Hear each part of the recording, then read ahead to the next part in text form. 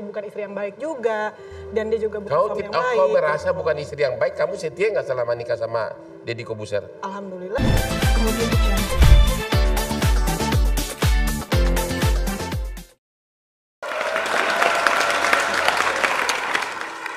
Ini mantan istrinya Deddy Corbuzier, tinggi ya bang? Iya, saya kalau seperti kamu pacarku, aku harus mirip main basket tiap hari setiap kita bermesraan. Abang kalau nikah sama dia bukan kayak pasangan suami istri bang. Ya. Abang kayak acara 17-an lagi mau panjat pinang bang. Tapi memang tubuh wanita yang tinggi itu selalu jauh lebih seksi. Kamu tuh kulit coklat, di sini semua putih atau coklat? Ada lagi. Di luarnya coklat, dalamnya putih, sininya bawahnya coklat lagi. Emang zebra cross putih hitam putih hitam? Ya, soalnya kan dia di mana-mana cewek, kalau sininya putih, kakinya juga putih, begitu, tangannya ya? juga putih. Yang hitam tau gak mananya? Keteknya. Makanya di Instagram ada pemutih ketek tuh kalau. Iya. Oke. Silakan.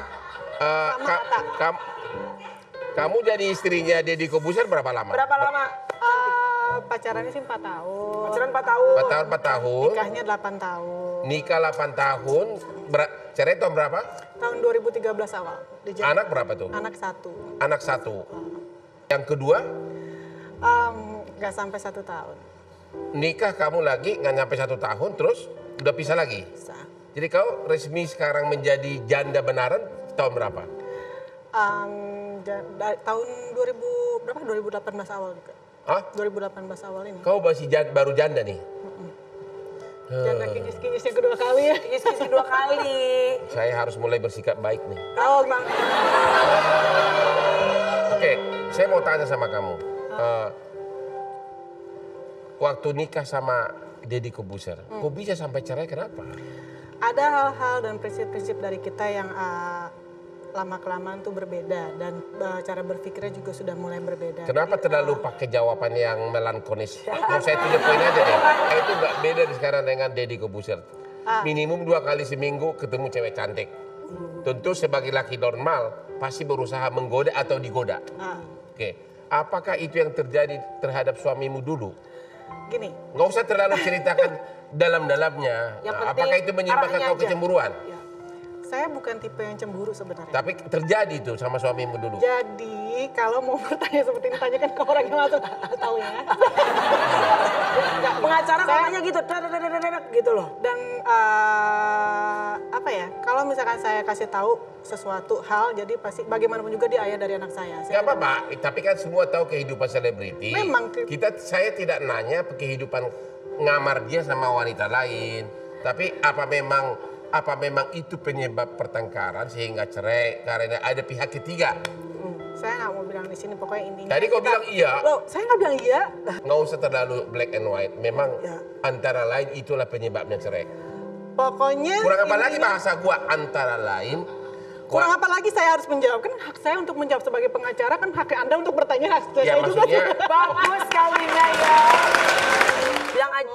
Bilang aja abang kalau ntar Syamila misalnya nih udah nggak kuat sama si Aksai, abang siap mau nampung Syamila di rumah. Kau dulu masa gua kalah sama penyanyi dangdut? Asik. Oh langsung. Abang kan bukan penyanyi dangdut tapi kan penampilan dangdut abang. Pinky, merah. Pokoknya kalau gaya masih dilawan deh Hotman Paris deh. Tabrak lari ya? Tabrak lari, tabrak hajar. Ngomong-ngomong soal pernikahan, Kalina udah 2 kali nikah dan 2 kali bercerai. 2 kali cerai? Ya, bener ya? Oke, ada trauma nggak untuk memulai lagi sama laki-laki? Atau jangan-jangan banting setir ke arah lain nih? Maksudnya pengen sendiri dulu gitu. Kalau dibilang trauma, yang pertama pasti trauma, ada traumanya. Cuma kan berjalannya waktu kita harus move on ya. Nah kalau yang kedua kali ini bukan trauma kan atau sedih karena perpisahan. Tapi karena yang kedua ini saya tuh, kan waktu itu kamu tahu juga aku tuh keguguran. Nah jadi lebih sedihnya tuh kegugurannya itu bukan karena perpisahannya. Jadi kalau dibilang trauma, saya hidup sendiri.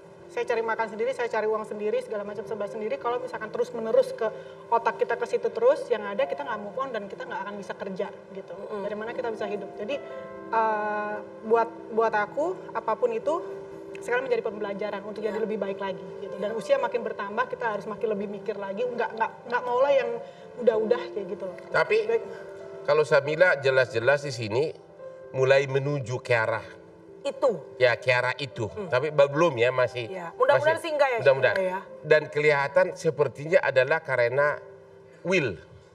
Ya, ya benar nggak? Karena ada wanita lain. Iya.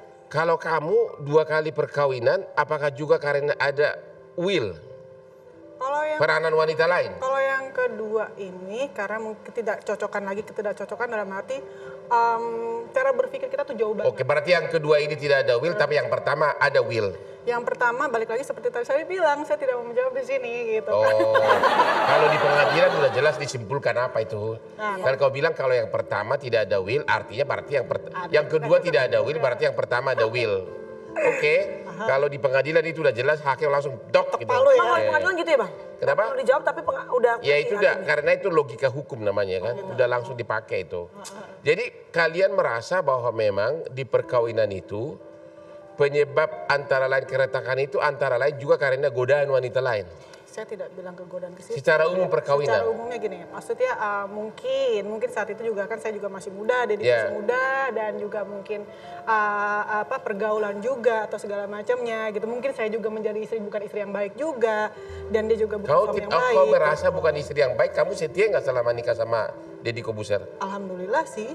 Jadi kamu merasa tidak baik apanya? Apakah kau pelayanannya kurang di kamar atau apa?